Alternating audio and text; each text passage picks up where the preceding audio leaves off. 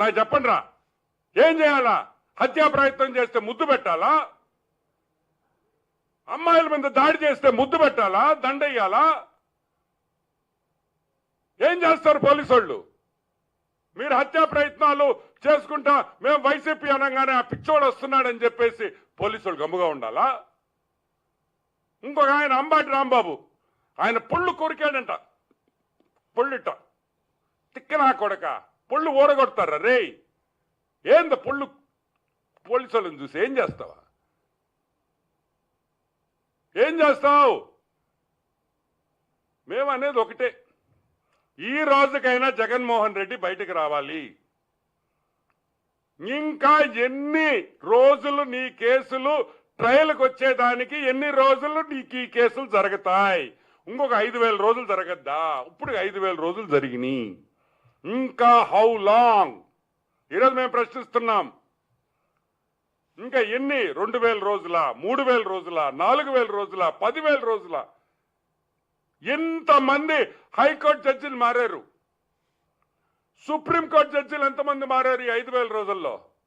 నీకు సంబంధించిన నీ ట్రయల్ కోర్టు జడ్జిలు ఎంతమంది మారారు ఈ 5,000 రోజుల్లో?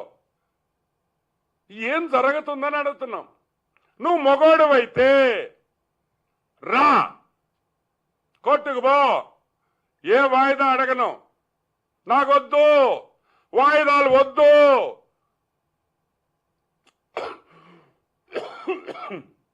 6 నెలల్లో నా కేసుకు తీర్పిండి అని అడుగు. కూటమి ప్రభుత్వం నీ వెనకుంటది ఈ విషయంలో. మేమందరం మిమ్మల్ని సపోర్ట్ చేస్తాం. నువ్వు మొగాడువైతే రా, 6 నెలలు కోర్టులో తెలుసుకుంటాం.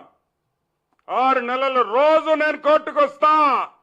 నేను ఖాళీగా ఉన్నా, నాకు పని బాట లేదు, బెంగళూరు పోయే బదులు కోర్టుకు వస్తానని చెప్పు.